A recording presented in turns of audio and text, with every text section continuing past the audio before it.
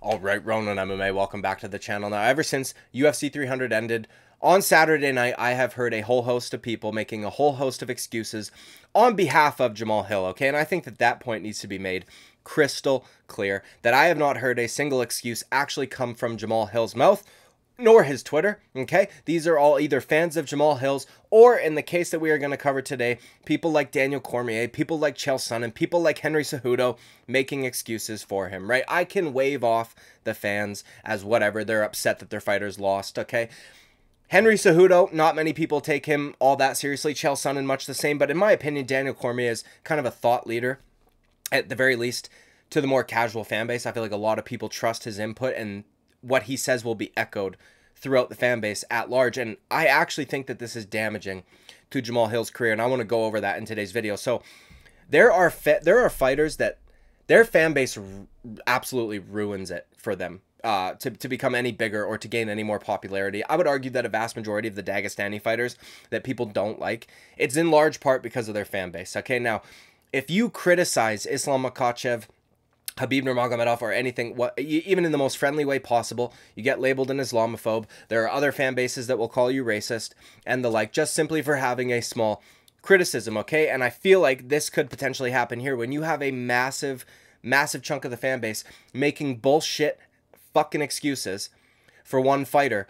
All of those excuses are going to get tied to that fighter, and people are going to, later down the line, just remember all those excuses and associate it with Jamahal Hill rather than the people who are pathetically attempting to defend Jamahal Hill. Okay, so we're going to cover what Daniel Cormier has to say in this episode of him and his podcast with Ben Askren, and then we're going to take a look at the small portion of the fight itself where what he is going to make the excuse for actually happened, and then I'm going to go over the unified rules to prove to you that Herb Dean did not make a fucking mistake, okay? What happened on Saturday night was handled perfectly fine and just the way it should have been. So let's get into that right away. I'm starting from 1 minute 49 seconds of this episode of Daniel Cormier and Ben Askren's podcast. We're going to go from there. Now, I want to talk to you about something that happened in the fight that no one has kind of spoken about. So I know Jamahal Hill, right? Jamahal Hill and I are buddies. Yeah. Jamahal Hill is never going to make an excuse for losing a fight or anything that happened in the fight. Now, see, I just want to, again, make that point crystal clear. I've not heard Jamahal Hill make a single fucking excuse. He took that shit better than anybody, okay? Or not, you know, that might be a slight exaggeration, but you want to talk, there's people that try to pretend Israel Adesanya takes a loss. Well, no the fuck he doesn't. Not compared to Jamahal Hill. Jamahal Hill got on Twitter, what, hours later? I got caught, shit happens, I'll be back. And then the following day is already trying to get a fight with Yuri Prohaska. No excuses. We fucking march on. That's all I've heard from Jamahal Hill at the very least. Now, Daniel Cormier is going to go and say something that I think kind of fucks Jamahal Hill over, and I don't like it, okay? But we'll get to that. Yes. Jamahal Hill and I had a conversation yesterday. Okay. And we're talking about the fight and how it played out. Jamahal says to me, what did you see, OG? And I told him what I thought. And then we kind of went back and we watched the fight a little bit and kind of talked through it. So Daniel Cormier is lending Jamahal Hill his eye, trying to help Jamahal Hill. And look, I have no problem with this. Obviously, Daniel Cormier is an absolute vet. Very underrated career, in my opinion. Has a good eye for the sport in general and could be able to maybe tell things to Jamahal Hill that maybe Jamahal Hill couldn't necessarily see watching the fight back even once or twice. Do you know what I mean? So, no problems yet. And I saw some things a little differently after watching it with him. He spoke about foot placement as a southpaw fighting a conventional fighter. Now, this goes, this to me goes to the whole stepping on the foot thing. This happens a lot. Accidentally as well, by the way. When you are a southpaw fighting an orthodox fighter and you are constantly fighting for outside foot position, it's going to happen, dude. Do you know what I mean? But you can do it on purpose. This is mixed martial arts, motherfucker. Kamaru Usman took Jorge Masvidal to a decision with basically only foot stomps. No one had a problem with it, right? This is not against the rules. It's not against the rules to step on an opponent's foot. Also, keep in mind, when Alex Pereira threw that left hook Jamahal Hill was already planted as he was trying to counter what he thought was going to be a jab to the body, because that's how Alex Pereira had set up his left hook, with a straight left of his own. Jamahal Hill was planted and throwing when that happened. Alex Pereira, whether or not he did it on purpose, stepped on his foot, which is perfectly fine, okay? But either way, let's continue. The range and everything else. Here's where the issue, and I thought, okay, I don't know. You know, Jamal's going through the process of losing. Let's see what happens. But then I run it by my cousins and my nephews, and my nephew had to say. Okay, I just want to point this out. He is prefacing a lot, and what he is trying to do here, in my opinion, is lend credence or validate what he is about to say. So he says, Jamahal Hill says this to me. Now, I don't know whether or not Jamahal Hill said this to Daniel Cormier in these exact terms. I don't know if he was making an excuse or if he was just kind of explaining to Daniel Cormier how he felt in the moment or what have you. But I feel like Daniel Cormier took it, blew it way the fuck out of proportion. And I think it's going to damage Jamahal Hill if it gets blown up anymore, because this is a horrible excuse, if this is truly an excuse that is being made from Jamahal Hill's side and not just his fans or commentators on the sport. Okay, but what he does after that, right? I ran it by my nephew, I ran it by my uncle, or whatever the fuck, all these people. He's trying to validate, legitimize, or lend credence to the theory he is about to pose to all of you. Okay, because he's saying, like, you know, I didn't know about this, but then this person said yeah, this person said yeah, this person said yeah, so keep that in mind when I'm about to say what I'm about to say. Do you know what I mean? Same idea. They thought that Herb Dean made a mistake. They thought Herb Dean made a mistake. Okay, listen, I know I'm being a bit of a fucking pause Andy right now, but this is bothering me. We're going to continue. Ben, because while we are all lost in the idea of Herb goes to step in, Alex puts his hand out, Herb steps back. Yeah. When you have an illegal strike, they are saying that they should have been separated, and then they come back together as a fresh restart. Bull fucking shit. And we're going to go over that. But either way, let's see. It didn't happen.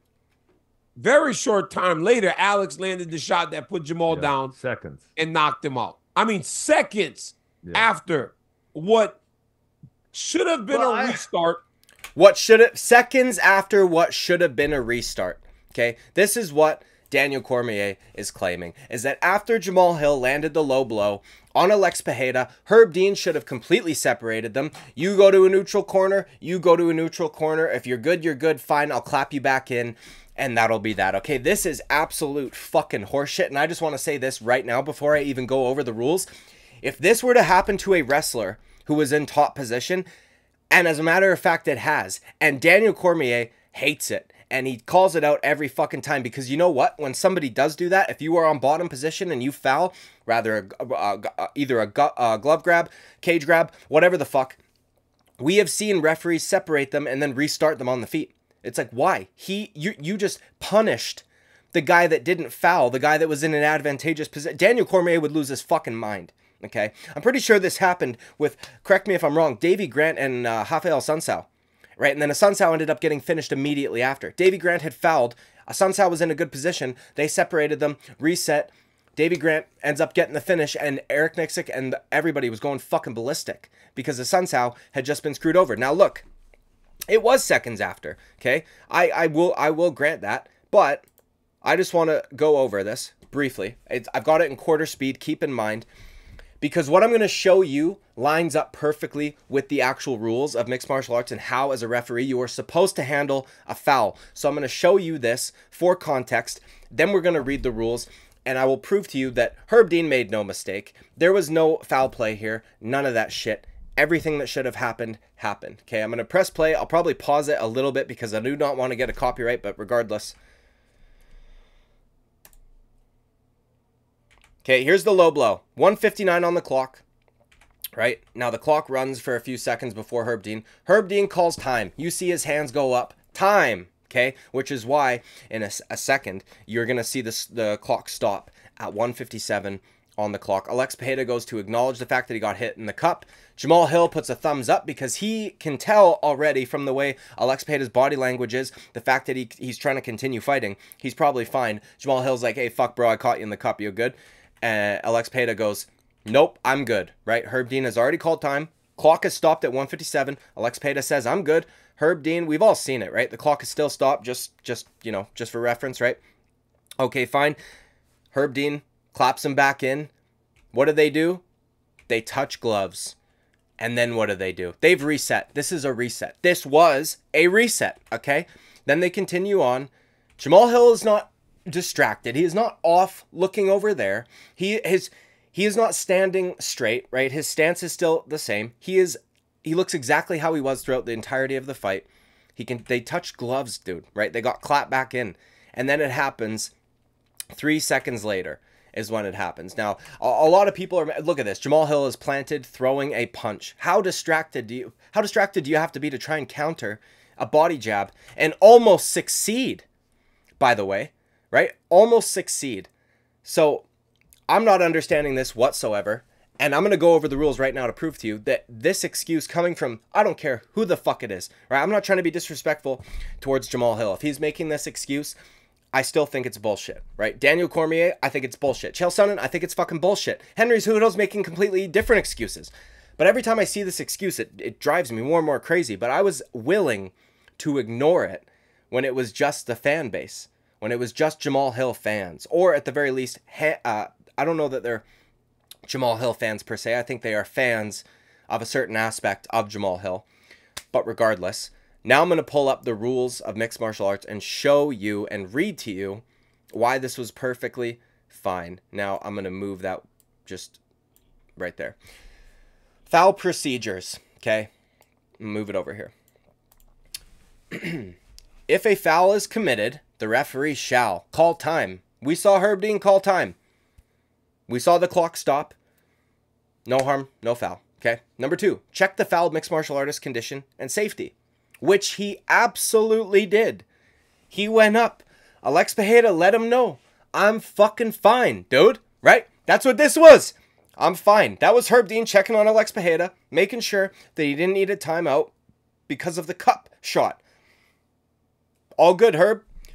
Number 3, assess the foul to the offending contestant. Deduct points, and note if this is, obviously, if you have to deduct a point, right? But if the mixed martial artist condition and safety is good to go, we get back to action, right? Now, this is the part that I want to focus on, because now I will concede there is not a specific, carve out, I guess, for when this happens to a striker, but I just want to point some things out. So, if a bottom contestant commits a foul, unless the top contestant is injured, the fight shall continue, okay? So as not to jeopardize the top contestant's superior positioning at the time. Number 1, the referee shall verbally notify the bottom contestant of the foul. When the round is over, the referee shall assess the foul and notify both corners, seconds, the judges, and the official scorekeeper, what have you, right? The referee may terminate about blah, blah, blah. We don't need that. This first little section before they even get to the referee shall verbally notify the bottom contestant. Okay, so if a bottom contestant commits a foul, unless the contestant is injured, the top contestant, the fight shall continue so as not to jeopardize the top contestant's superior positioning at the time. Now, I would argue that right here, if Herb Dean was to have separated them and made them reset, you are taking away the superior positioning from a fucking master striker like Alex Pereira. No, he is not on top of Jamahal Hill, but what has he done in these 3 minutes? He has found the range. He has gotten the timing down. He has picked up some tendencies from Jamahal Hill when he throws that body jab. I did a video breaking down how Alex Pereira set up this knockout. You can check it out if you haven't already. He has the superior positioning here as a striker, right? Why the fuck, somebody tell me, why the fuck would we punish Alex Pereira for a accidental, I will concede, foul on behalf of Jamahal Hill? I don't think he kicked him in the nuts on purpose. But the fact is that you did, right? He did kick him on the nuts on purpose. So you commit the foul. Why would you punish the fighter that was fouled when this guy, Alex Pereira, has done all the fucking work to get within range, battling for outside foot position, to get Jamahal Hill's timing down, to pick up his tendencies, and to know that next time I'm not throwing a jab to the body, I'm throwing a left hook. He's going to go to swat it down. He might try to counter me, but I'm going to fucking get there first. Do you know what I mean? This is top position to a striker like Alex Pereira. And I don't think there should be, I don't think that you should take position away from him because of Jamahal Hill's error, right? Again, accidental, fine. You fouled him. What are we doing? Why the fuck would we punish the guy that was fouled? He didn't want to be reset. He didn't want a timeout. And he explained this at the post-fight press conference that, no, I had found the range and what have you, had the timing down. I did not want to reset because we would have been further away. You would have been punishing Alex Pereira. You would have been nullifying all of the work that he had done up until this point to get to where he knew he needed to be to throw that left hook. And that's fucking horseshit, okay? Daniel Cormier. So I don't care what your cousin says. I don't care what your nephew says. I don't care what your fucking uncle, daddy, grandpa, any of this shit. Nobody is changing my mind on this, and I proved it to you with the rules. You're not going to take away superior positioning from a fouled fighter. That's horseshit, right? It's horseshit, and this is a horrible excuse. Jamahal Hill fans, stop doing this. You're fucking up his career, or you potentially could be. You're making people dislike him because the excuses that you make on behalf of him are going to get associated with him further down the line when people forget. Okay, we have a short-term memory, for sure, right? In a month from now, 2 months from now, 3 months from now, 4 months from now, people are not going to be like, oh my God, do you remember all the Jamahal Hill fans making those excuses after the UFC 300? They're going to be like, do you remember Jamahal Hill's excuses? That's what it'll turn into, right? And I don't want to see that happen because I like Jamahal Hill. And Daniel Cormier, this is something that if I was you, dude, if Jamahal Hill told me this in private, I'm not using this for podcast content. I'm just not, because that's what you're doing. You're signal boosting what will be perceived as an excuse by Jamahal Hill on behalf of Jamahal Hill, right? And I think that's stupid, and you shouldn't be doing that. And you, of all people, should know that, Daniel Cormier. So anyways, dude, like and subscribe. I would greatly appreciate it. I will see you at the next video. Bye-bye.